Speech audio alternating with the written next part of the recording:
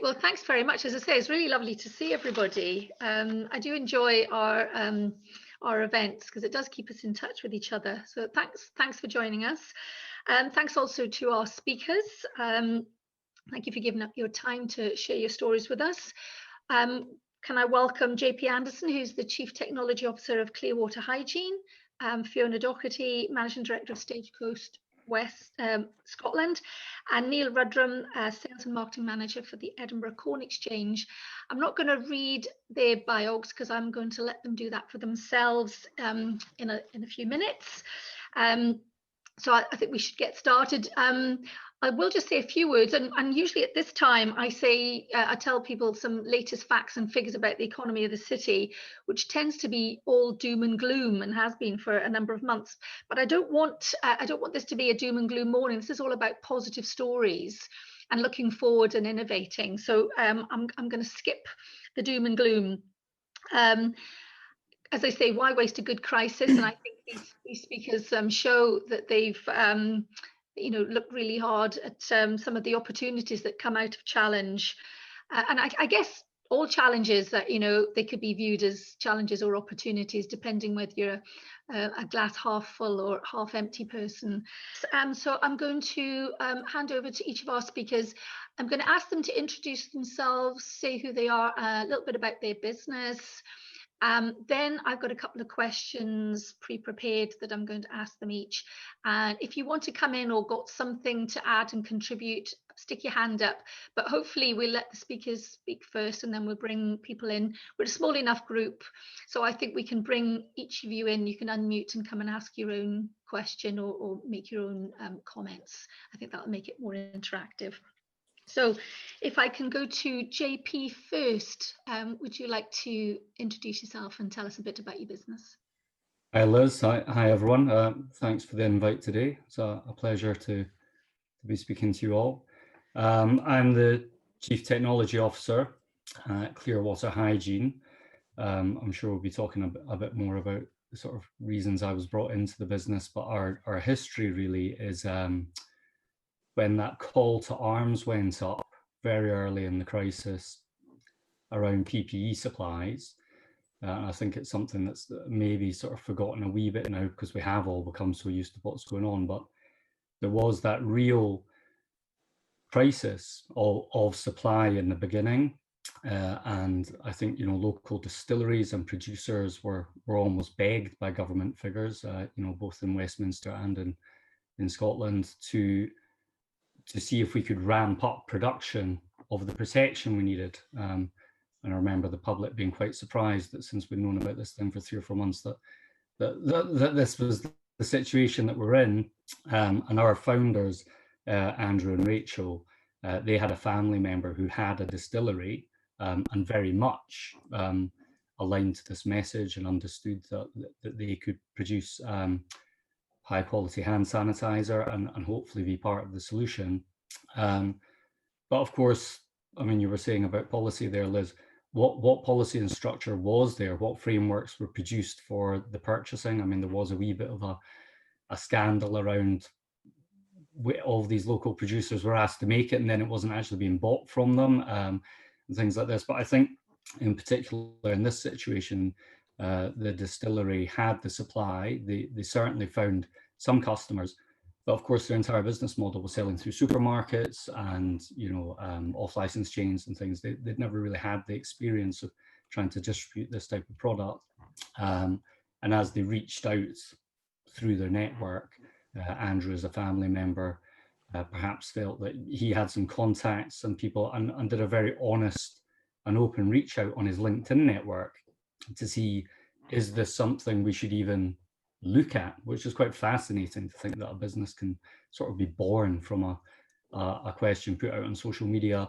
And immediately quite a number of people came and said, absolutely, we have businesses who are looking to address this this problem and we'd like to consume this. So a business was born and a structure started to be created. Now things have clearly moved on an awful lot in the times that have followed, but that was the beginning of our story. And I think you're talking about trying to make opportunity from a problem.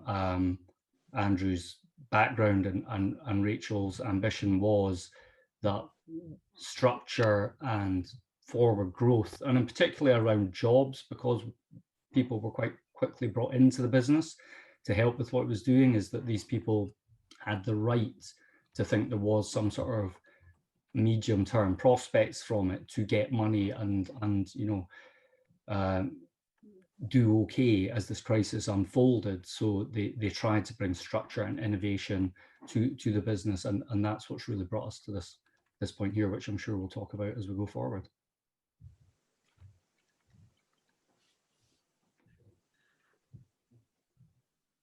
I think you're on mute, Liz. So I thought I'd unmuted myself then.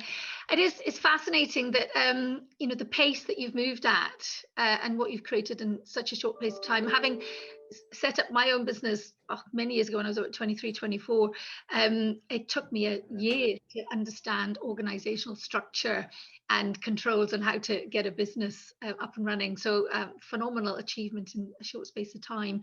I'm sure we'll hear more from that through the morning. If I can now move to Fiona. Fiona, do you want to introduce yourself and talk about your business? Yeah, good morning everybody, and thanks also for giving me the opportunity to share some of the story today. So I'm Managing Director for Stagecoach in West Scotland. Stagecoach has 18 businesses across the UK. Relatively new into that bus sector. I've been in there for 18 months, so a little bit of a baptism by fire given the recent events of the pandemic. 17 years in the oil and gas industry, and then I made a move more into transport and logistics, and I've worked at Glasgow Airport. I've also worked for Forth Ports, and then latterly come into Stagecoach. So the only thing I'm missing right now is trains. I've got a collection happening and I'm missing my trains. So I just thought it might be useful. So Stagecoach West Scotland covers probably about 100 square miles, and we geographically we go from Dumfries and Galloway up into Renfrewshire, North and South Lanarkshire, all the Ayrshires. So it's a fair old distance and a fair old variety of terrain to actually cover overall. In terms of the business, I just thought it was useful maybe just to open up with some statistics. So if I think about just my business, my part of the business, we run easily over 100 routes across that geographical area. Before COVID, we had, in a year, we would do something like 27 million miles by bus for those 100 plus routes. We would carry 24 million passengers over that time. Business-wise, the size of the business is I've got about 1,000 employees in the business and a fleet of just over 400 buses to provide that. But I think people, it's probably just useful for a second just to think about Stagecoach as a whole, and also bus in the context of transport. Overall, Stagecoach has 24,000 employees in the UK. And I think particularly in Scotland, because they know obviously Brian started the business, we've maybe just lost a wee bit of perspective on the size of the business. But in Scotland specifically, over 380 million people travel every year by bus out of the total transport journeys. So that's about 63% of the total public transport journeys happen by bus. And to give you a comparison, just under 100 million go by rail. So bus is really fundamental in getting the economy moving and making sure that we can get people around. Obviously people have their cars as well. That's a big proportion of how people move around. But actually getting the network running and getting people able to go where they can go is really important. So, a lot of statistics there, but I'm just trying to give you an idea of the scale of the business that we have. And obviously, as we entered into COVID, from one day to the next, we lost 90% of our passengers. So there's where the challenge starts. So I'm going to stop there and let the next speaker come in. And I know Liz is going to ask some questions, and I'm more than happy to expand, but that's my starting point on this journey. Brilliant, thanks very much. I think that puts it all into perspective. Those are some eye-watering numbers, and I'm sure the impact that you've been facing in terms of sustainability of the business has been hugely challenging, but we can come back to that. So Neil, can I hand over to you, please? Hi, thank you, Liz. Yes, so my name is Neil Rudram, and I'm the Sales and Marketing Manager here at the Corn Exchange.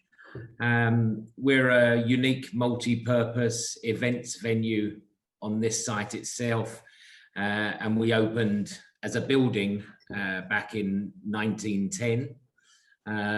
Over the next 100 years or so, we've been the heart of the activity in this area in the west of Edinburgh. Originally a trading room, a mart, farmers would trade across the road at the auction house. Then they would come next door to the Baron Suite, where they'd have some lunch and discuss their deals. And it was probably one of the first parts of Edinburgh where corporate hospitality was born. Farmers concluding a deal over a basket of fish and chips. The DeMarco family began operating and managing here at the Corn Exchange in May of 1999. And at the time, as a venue, we were going to change the music scene. We had experience running venues in Livingston and Fort William, and we knew there was a bit of a gap here in Edinburgh. We worked with the big promoters in Glasgow, DF Concerts, and they had their venue in Glasgow, and we were going to be the equivalent over here. So over the then 21 years, we've hosted around 300 fantastic concerts, and many, many more sort of memorable and special occasions. I joined the Marco's businesses in 1997, when we owned and managed Marco's Leisure Centre in Grove Street. That was the home of Little Marco's, pay-to-play gym memberships, Jim Coleman's Colemanetics, Jackie Brown's fitness classes. Some people will know these sort of iconic Edinburgh names. And yes, to confirm, only once I was Marco Bear in Little Marco's, which was Scotland's first soft play area. Nobody had seen anything like this, and our managing director and owner at the time, who is our current managing director's father, Bert, he'd seen this concept in America, brought it back. Little Marco's, everybody had a birthday party at Little Marco's if they were in Edinburgh. So now we run and operate the Corn Exchange. We've got 2 World of Football sites, one located here at the Corn Exchange and one in Marine Drive in North Edinburgh. They're small-sided football pitches. We've got Marco's Pool Hall on the original Marco's site, World of Bowling, and we're just about to open Portal Mini Golf, which is mini golf in another dimension. And all being well, literally next weekend. We're very excited about that. So we employ over 100 people across our sites. The majority of the business is based around nighttime economy. Yeah, you know, sort of middle of March, when we were very much in, well, 3/4 of the way into a fantastic year, everything stopped across all the businesses. I spent most of April and June, or April through to June. You know, that was quite a repetitive process of cancellation and postponements of events here. And just really understanding if the rest of the businesses would be allowed to open, and you know, sort of getting to grips with what was going on there. And we also promote events as well. So we're a host venue. So I work with promoters who were cancelling their events, and then we had our own events. So the Big Gin Festival and the now coming towards the Edinburgh Wedding Fair and Big Christmas. You know, when you've got a brand called Big, you need a lot of people, and right now you're not allowing a lot of people. So we're sort of dealing with customer cancellations, and also working with customers who are, you know, then talking to us as people who are postponing events as well. So then, you know, got to July 15th when we were allowed to reopen, and we were able to change the business a bit. And look at the beer garden, which I think we're going to talk about. Brilliant, thank you very much. Gosh, I'm showing my age now, but I definitely remember Marco's Grocery. I was a member for many years, kept all my fitness classes many years ago. Oh gosh, yes, such an iconic brand. And I guess the benefit of that is there's a wealth of experience and no doubt many successes and failures in the 20, 30 years of existence to draw on. So I guess that gives it a resilience to the business that that said, I mean, none of us have seen anything like this before, no matter, all the mistakes we might have made in the past. But certainly, I guess, a lot of experience to draw on. So brilliant introductions from everybody. I think if I just kind of start off, probably Fiona, the impact of this on, as you say, on transport and the ability to move people around, but also the confidence of people using public transport, people being locked down, people working from home. I mean, there's a lot of things in the mix for you to deal with. Can you just tell us about how you were impacted, but also what steps you took to kind of reevaluate, and how long you think it's going to take for you to come out of this? And will you have to be a completely different business as a result of this? Yeah, thanks, Liz. So as I said in my introduction, our passenger numbers dropped overnight to about 90%. So what did that by 90%? So what did that actually mean to the business? Well, at that point in time, what we had to do was try and take as much cost out of the business as we could.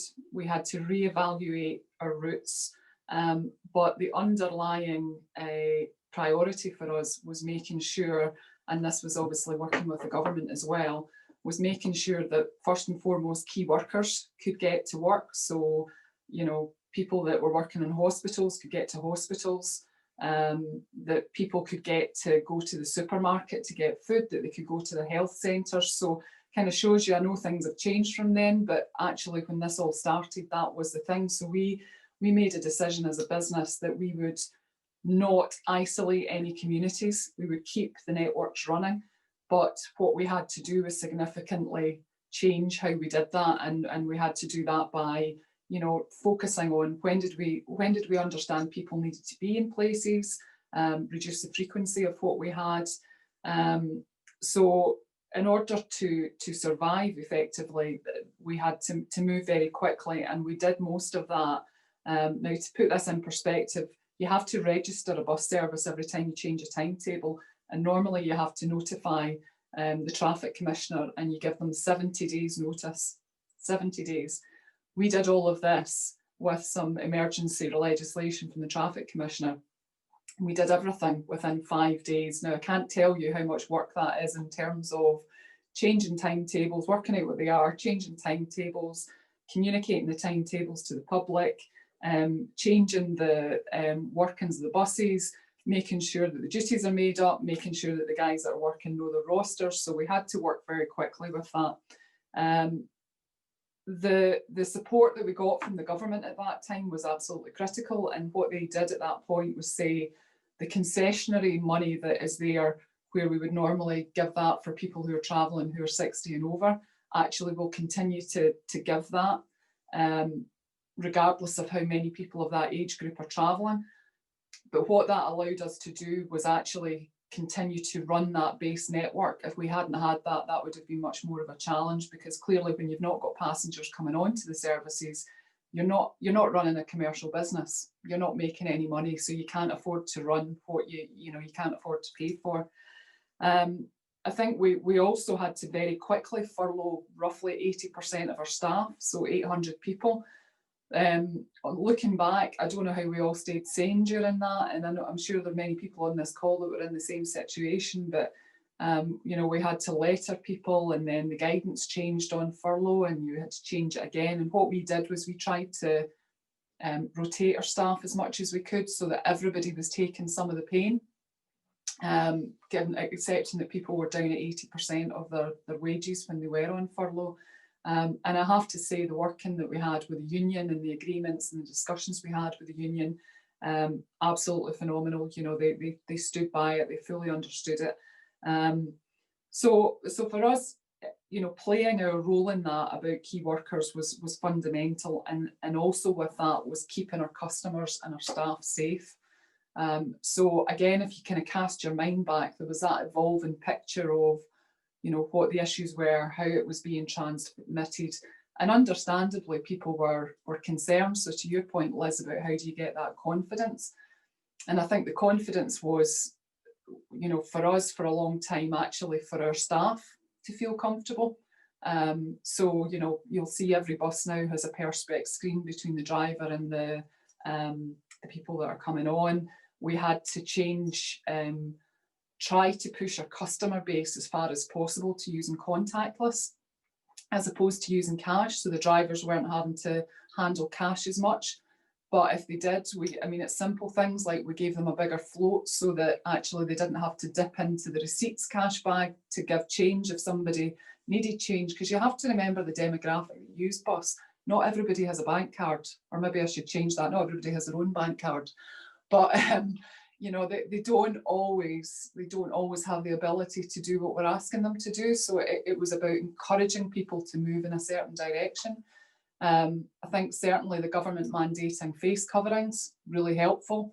But what they've done is also in there say if you've got an underlying health condition, don't use face coverings. Or you're not required to do it. So guess what? There's a whole pile of people that have suddenly developed asthma and underlying health conditions that they think means that they don't need to wear a face covering. So we can't enforce it. That's not our job. I can't put my drivers in that position.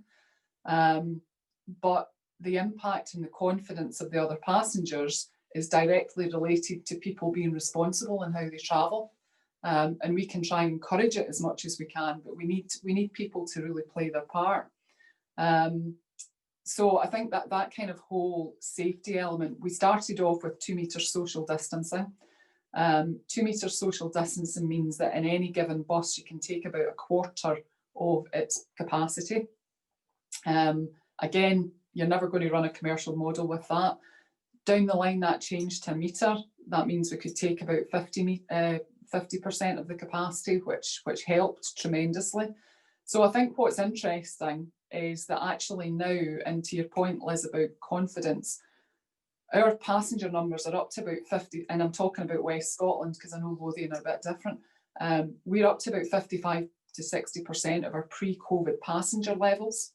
So what's good about that is that tells me that people are more comfortable travelling, but I also think that there is also an element that people naturally use bus more in that area of the country. So as we've ramped up services, we've worked very hard, you know, to innovation. We've had to use social media a lot more than we've had before. So actually getting people concentrating and directed towards social media. You know, you used to go into a bus station and you would get paper timetables. Well, that doesn't work now. So having to try and encourage people who again don't always have that accessibility to technology to look there for the information or provide a point that they can contact to get that information has been really critical. So communication through the whole thing has been really key. You're spot on, Liz. The business, in my view, will not be the size that it was pre-pandemic. We've had some change points along the way. So the schools restarting, for example, was a big change point for people. And the fact that kids don't socially distance on a bus, and that is the government guidance. That again, that can, you know, depending on how people feel, that can make them feel a bit uncomfortable, but we need the kids and the schools to help support the kids do what they're doing. So I think it's a journey. It's a journey of people feeling that we're being responsible as an employer and we're being responsible as a bus operator. I think it's, you know, the evidence is that there's no, you know, we've increased our cleaning regimes, for example. You know, our drivers all have sanitizer. We deep clean the buses every day. If the buses are stopped somewhere and the driver has time, he'll clean the touch points. All of which is about giving the passengers comfort that it's safe.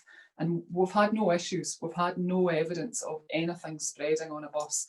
And I think that's testament to everybody in the business who's worked really hard to make sure that everything stays as clean as it can. And also to our passengers for being responsible in terms of how they travel. I'll come in, I'll let somebody else speak, but I'll kind of speak to some of the more innovative things that I think we've done during this time. In terms of how long it's going to take,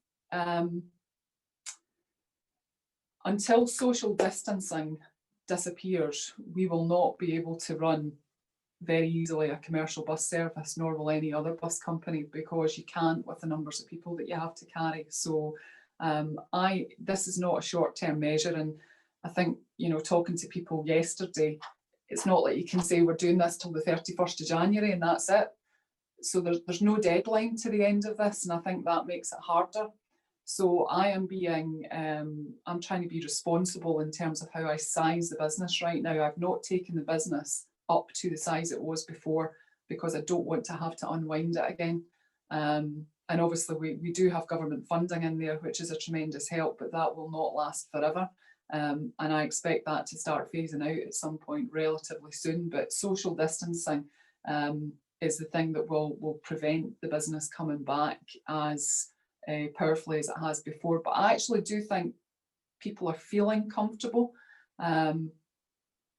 or more comfortable. But you know, I also understand that people are hesitant. I think part of the challenge is to try and not lose sight also of that green environmental agenda, where there's cars go on the road and that builds up a whole congestion issue again. Because the one thing we have seen through the pandemic is running times have, you know, in some cases improved by 50%, because we've not had the congestion on the roads, and all of that helps us run a more viable service and a more efficient service and a more cost-effective service. So there's different dynamics coming in terms of how we move forward. Sorry, that's a very long answer. I didn't mean to go on quite as long.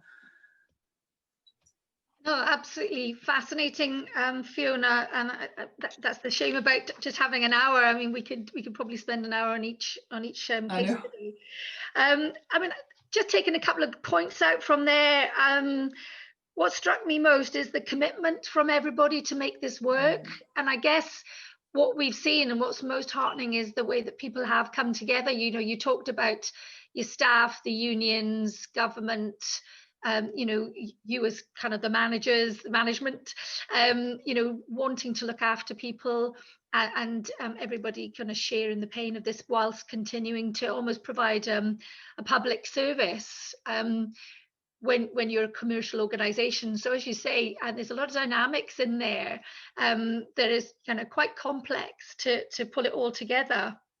And again, I think, you know, what taking something from what you said is the push to digital platforms. You've probably accelerated your use of digital platforms for communication, and probably a lot of your passengers have. So, you know, as I say, that, you know, we're all adapting and pivoting through this. But yeah, I will come back. But because what I see is, you know, your case study, I guess, is about adapting. You've had to really adapt your business. If I go on to Neil, I think you're about sort of reinventing. So you've had to really look at what you do and think about how you kind of reinvent yourself. So, Neil, do you want to kind of, you touched a bit on how you were impacted, but sort of some of the measures you're taking and where you see yourself now coming through this? Yeah, so I suppose throughout the lockdown itself, the main months of you know, end of March, April, May, June, you know, we had ideas and we came up with concepts of how the venue itself could be safely opened and operated, but we really didn't know where that might go and, you know, what would happen there. So towards the end of May and into June, as there started to be a little bit more prospect to open, somebody approached us with the idea of if we could open the car park or some part of the facility as maybe a farmer's market idea, lots of food, lots of drinks, maybe try and bring in other local businesses and set up stalls essentially and bring people together. And I think it was a little bit more focused on the smaller businesses idea. And because of supporting them, we could look after the people when they're there. I think that's where it came from. But when we actually looked at that, the concept, although was really good, just to allow companies to have market stalls and to have drink stalls was not going to work, because we didn't have the right licenses for the car park, and we weren't set for that. You couldn't drink alcohol out there anyway, but every one of those food market stalls would need a license, and then any potential cost to pass on to people was going to be too much. So, but we then were able to develop that idea because of, the team here are quite event sort of focused, and we're creative people. And so then understanding that there might be something in this beer garden idea. And the one thing we've got over here is a lot of space. We've got the car park, which is normally sort of complementary to all of our customers at the bowling and the football and the corn exchange. We have our grass area outside the front, which is about 6,000 square meters. So we were suddenly thinking, well, what can we do if we're going to be outside? It's the middle of the summer. If we all remember, it was a beautiful sort of April, May time. And then as soon as, I think it was down south when Boris Johnson started talking about beer gardens, maybe, then the rain came. But at the time, we were thinking that, the beer garden idea could be something we could do. And it would allow us to then just sort of engage again.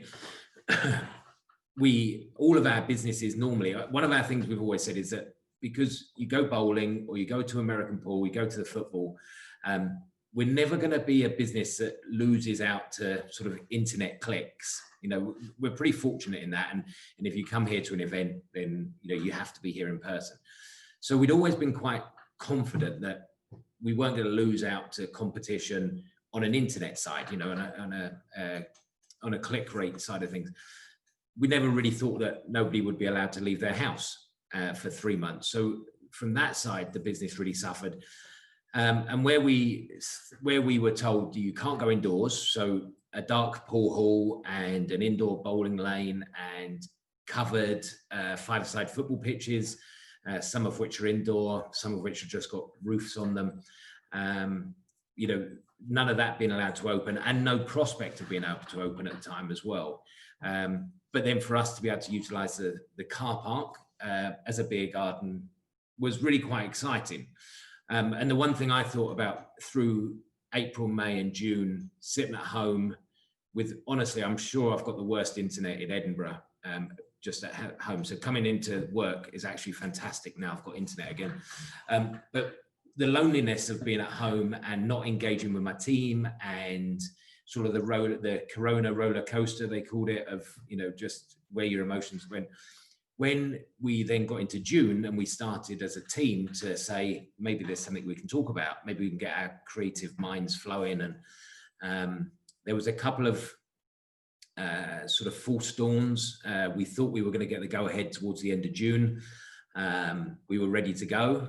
We thought we were ready to go. And in hindsight, we absolutely weren't ready to go. But, we pinned our hopes on this day of whenever it was in the end of June. And then, but having sort of working together in a creative sort of bubble in our main exchange, and adapting the beer garden and understanding that 2 meters had to work, and that at the time it was going to be pretty unique. It was just so exciting to get working again. And so adapting that facility, and really for the 2 months of July and August, we had an absolute ball. We had over 13,000 people buy tickets, and we had all the same problems where people, they booked to turn up and then they didn't turn up, or they booked 4 spaces and only 2 people came along. So, we had issues with attendance and with occupancy, but fantastic to get working again from such, a low point in that sort of April, May, June period. Sounds like, yeah, as you say, the highs and lows. I mean, fascinating. A lot of businesses were able to pivot quite easily onto digital platforms. I know the Chamber, we switched all our events straight to digital platforms. Really interesting to hear that your business, I mean, there's the positives and negatives of that. At some point, people will come back eventually. We're not quite sure when, but, it is a physical attendance to participate in what you're offering. So that's a positive thing, but the negative is right now you cannot pivot that to digital platforms and extend your business in that way. So you've really had to be quite inventive in how you maintain some kind of revenue and keep your teams going. Yeah, and so we from a customer facing point of view, we can run events, we can come up with lots of ideas, and we can bring people together, and we understand the concepts, and we split our team into people who will just go off and focus on their specific area. So the HR side of things and the health and safety side, and then we can all bring this back. What myself and Paul, who our managing director, what we wanted to do very early on was to adapt the hybrid style of events, the virtual style of events, and also still look at some sort of live event opportunity. Because, as I say, in that period of April to June, we all felt very low, not seeing our colleagues, sort of our work friends who, sometimes, we spend a lot more time with our work friends than some of our family at times. And when we reopened the beer garden, and there was all the focus on alcohol and if that was good or bad, and if the businesses were allowed to come or go, we also were developing a business events side of things as well, because we really think that we could be operating a safe business events environment. So our exchange at the moment has purpose-built 2 meter by 2.5 meter pods, where we can have either a 5-foot round table or a 6-foot table, and to allow either 1 meter or 2 meter spacing between people. These pods would be either one person or 2 people, depending on what we wanted to do. We've got 60 pods, so 100 people in the room, but you don't even have to be that big. But the point is that the people, firstly, they don't totally understand what the COVID side of things might mean to them, going back to an office or going back to a working environment, but also they haven't engaged with their colleagues and their friends as well. So in our exchange right now, on the website and on Vimeo, and we're ready to go.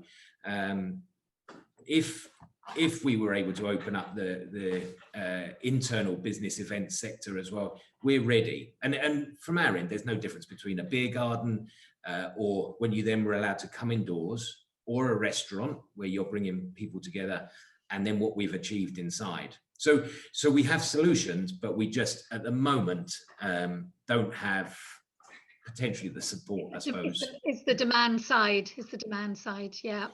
Demand and also the allowance, because we need the government to say we can go. Yeah, and this one size fits all is a bit of a challenge as well. We're kind of tight on time, so I'm going to move across to JP now. Thanks very much for that, Neil. I mean, when you've got responsible businesses who have adapted very well, it's really hard that they're kind of penalised to move things forward. But it's interesting, JP, you're kind of another contrast. We've had adaptation, reinvention. You're sort of a totally new business that's been born out of opportunity. And I've no idea how you could have possibly pulled all this together in such a short space of time. When you think of, your supply chain, your staffing, manufacturing, getting the process in place, route to market, it's mind-blowing. So fascinating to hear how it all started and where you are on the journey. Okay, yeah, no problem. I mean, just as an umbrella comment to what Fiona and Neil have said, in particular, sort of Neil as that sort of venue-based organisation, I think what we're all in together as businesses is trying to keep business open. And I think one of the feelings that we had that's really been our mission, if you like, is not just to be, okay, here's an opportunity to distribute something and people need it. And there was a lot of overpriced, poor quality product in the market. So I think, you know, just establishing proper corporate credentials to selling at a fair price. And we're actually focused entirely on business. We're business to business wholesale provider. But in doing that, it's quite clear businesses have been presented with something. There's a lot of companies that have existing cleaning contracts where, you know, a company will come in and clean floors, replenish toilet rolls and things. But all of a sudden, this was a new thing. It wasn't just hand sanitizer. It was customers coming in with masks and do I need to temperature check? And what is safe, what's not for my customers and my employees, as Fiona was saying, how do we get everyone comfortable? And they just wanted an easy answer. So our answer was, we will deliver that sanitizer in boxes to you and take that headache away. And we can do that on a subscription basis. And we'll try and provide value and innovation as we go around, including free stands or free dispensers, anything that we can do to sort of prepare your business to keep its doors open. But I think the sort of umbrella point that I have is, I think the one size fits all that you just referenced, you know, we cannot go back to this because it's such an arbitrary thing to say, well, a supermarket evidently has to stay open, but a DIY store that has health and safety built into every single minute that the doors are open for customers isn't allowed to be open. And I think a self-certify approach would have been a lot better, because this whole call is about innovation, but really the broad brush approach, what it did was it killed innovation for 4 months. You've heard, you know, Neil's team are sitting there pregnant with ideas, ready to go. They're making the argument, how can this indoor venue be seen as different to that indoor venue? We've adhered to these rules. And I think we would have all been better served letting the creative minds in businesses, the risk takers of businesses, come up with their own policies and standards and say, look, I think I've got this. You know, Fiona's team can do it, Neil's team can do it. I think every business can do it. The retailers, everyone, they can say, look, this is what's going to work. I can create social distancing of customers. I can do this. And so in many ways, that's what we have built around, is what are the provisions that we need to give at the point of entry to make a business feel safe. Now, our own evolution was just highly scaled sales overnight, which, you know, is a problem because, you know, invoicing systems, accounting, you know, reconciling these things. When I got brought in, you know, about 3-4 weeks into the company's history, there was already, you know, hundreds of invoices that were created in Word and had to be swept up into a system. And so my own background with, if you like, SME platforms, web platforms, customer relationship management platforms, marketing platforms, was really to go out very quickly and source a platform that could be an order system, that could be a website, that could give us stock control, that could allow this sort of bulk wholesale approach to selling that we had, that had some discounting models, that had the marketing capability, and also had the hooks for where we felt the business would go. So we did a very rapid sourcing. So I know you're sort of saying the chamber could move online quite quickly, you know, with the online tools like Zoom, potentially training tools and things. But this was a selection process through maybe about 20-30 candidate B2B online platforms. And so fortunately, we found a British one. I'm very happy to say it was a company called Shopwired, who had that real sort of business functionality, business to business functionality.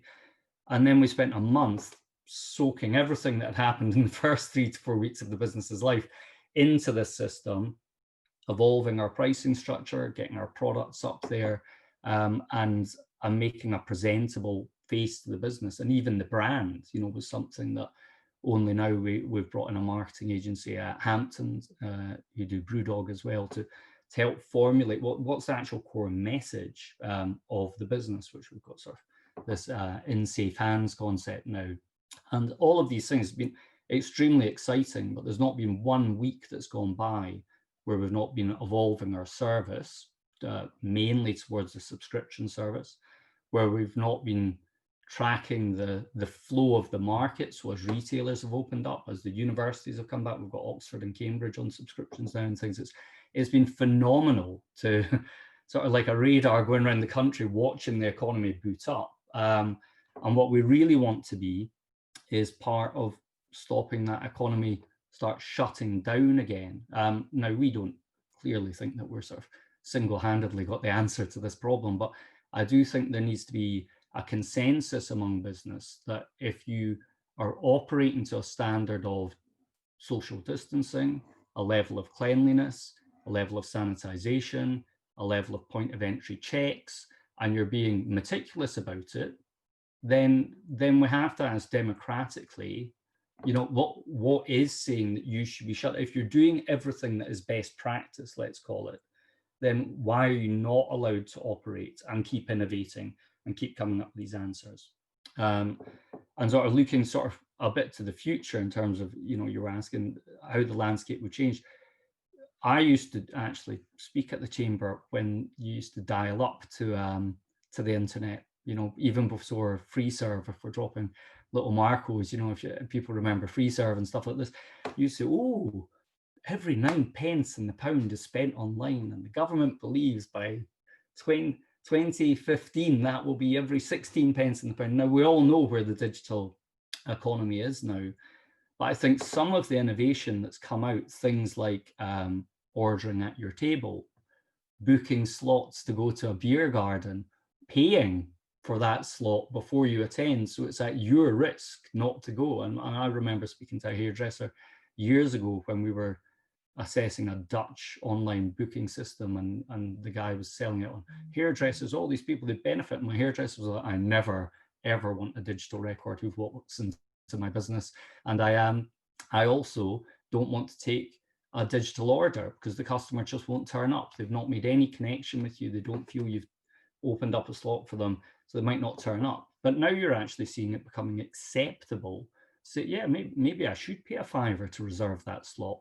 Maybe I should actually pay a premium to get a table for the night for my dinner. And again, in the complete shutdown, that's one of the things that I thought about is I just don't understand why they're not letting venues open with, call it 5 meters social distancing between tables, but a family unit could be permitted to come in, book a table for 4 hours, pay a premium for that experience because there's less custom, but we could have kept a lot more of the economy going, and more importantly, tested strong COVID protections. What do we need to do to be an operational economy when we have something like this going on? So, you know, we are now looking towards that with point of entry sort of sentinel systems, because again, a lot of corporates will have swipe card entry. They know who's coming in and out of the building, but this is brand new to retailers and people like this. But is it fundamentally possible, you know, for you to gatekeep the safety of your business and keep your business open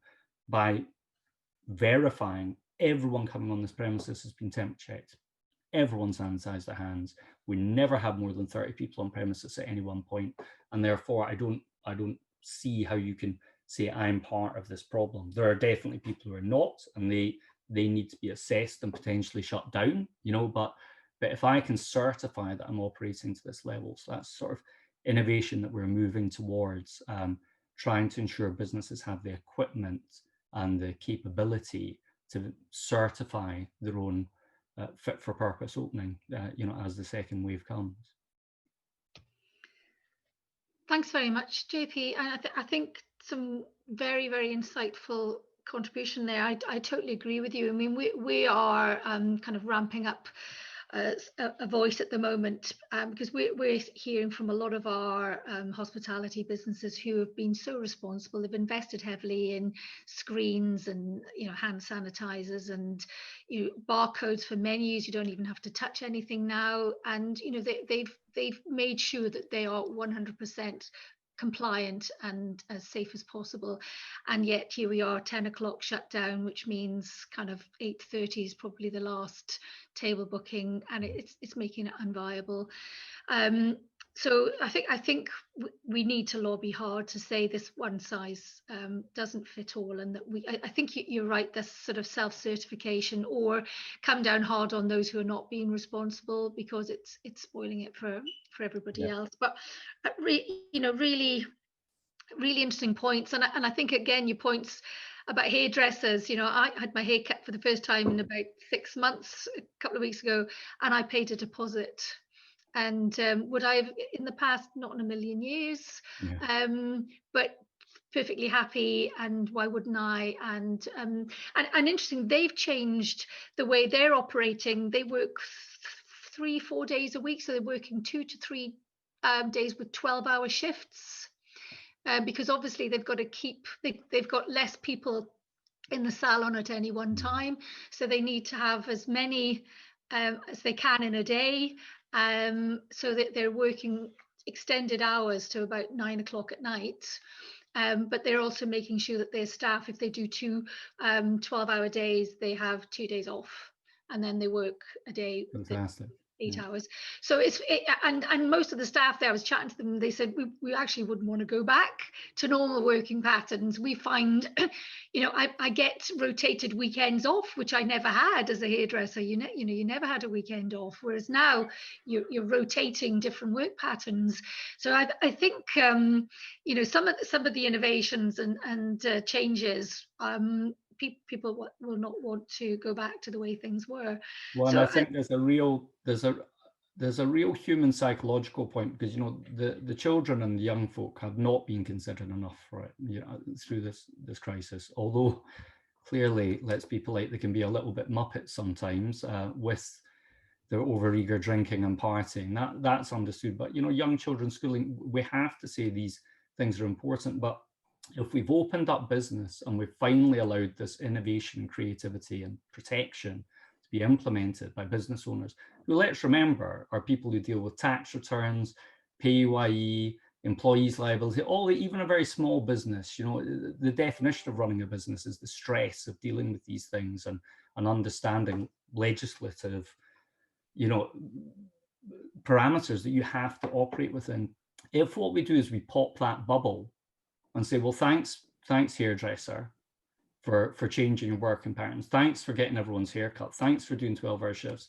Thanks for getting screens or wearing masks and learning how to cut around people wearing a mask.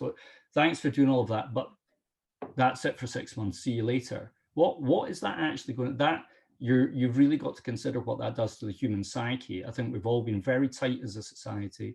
I think we've done very well. I think Britain has, as a whole, it has brought a very good conservative, cautious attitude to it. We all agree with what's been done.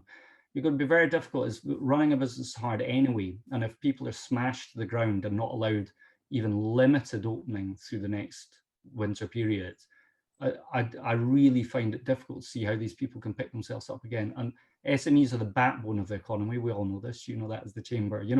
If you smash down a generation of business owners, it's going to take 2 generations to build it back up.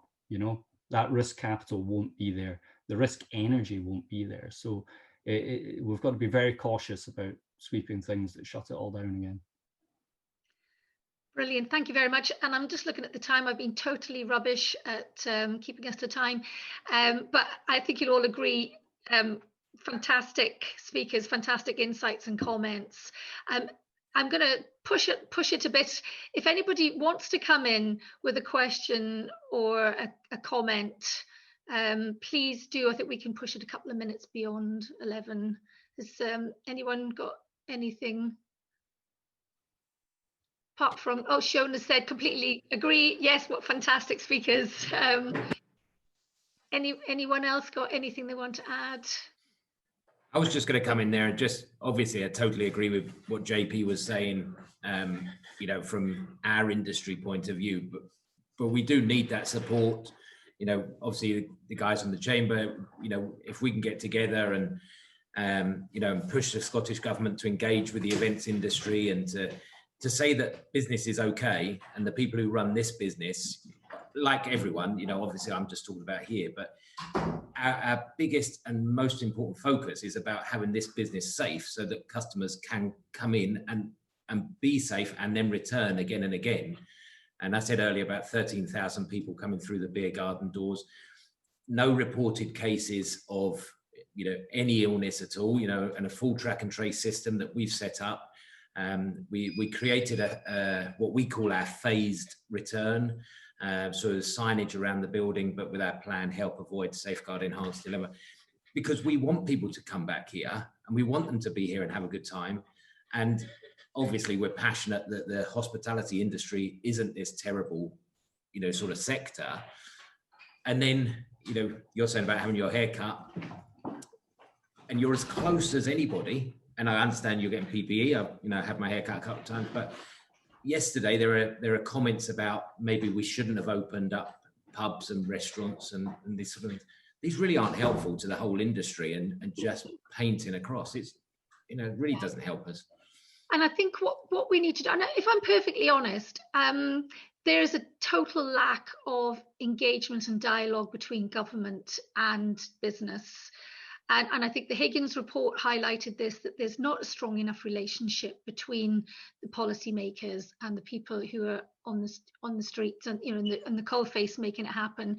What we need to do, I go back to that policy adaptation demand piece. We have to have the right policies in place so that businesses can get on and do what they do. And those policies are allowing responsible hospitality businesses to find their solutions, allowing transport companies to operate safely. I mean, when you look at how fast, Fiona, 5 days to come, you know, I mean, I was staggered by the numbers, millions of passengers, millions of routes, employers all having to be communicated with, new timetables, new digital platforms. That is phenomenal. And that's not government interventions. That's businesses. What JP's talking about in terms of setting up a business, looking at the digital platforms, getting out to market. And there's integrity. I mean, I suspect the reason that you've got Oxford and Cambridge and you know, the customers you've got, you talk about your brand, and it was almost a second thought trying to find out, well, what's our branding and what is the key messaging? Do you know what? My experience of branding, it's a promise, and brands have got a soul. Proper brands, they're not a logo. Proper brands have got a soul. And that's what people buy into. And I think just listening today from our speakers, you know, it's evident that the business community are not here to make a fast buck and to exploit the workers. We're here for the long term because we want to succeed, we want to contribute. And there's a challenge that I think we need to make to local authorities and the government. Allow businesses to contribute to the solution to this. Stop giving us these unfair policies, but open up a dialogue, and we will be working to try and get some round tables, get some ministers to the table. We're also establishing a business resilience group so that we can collect views and make specific asks to both local authority and government, because I think we need to make the asks now. We can't just sit and wait for the policies and try and then refine the policy. We need to make the asks. So probably gone a little bit too long there, sorry, but I felt hugely inspired what everyone had to say today. I hope everybody else enjoyed, and sorry we're slightly over time, but thank you very much to our speakers. Fantastic to hear the work that you're all doing. Thank you very much for continued support from our members to attend today. And hopefully you've got as much out of that as I have. Thank you very much again, and have a great day.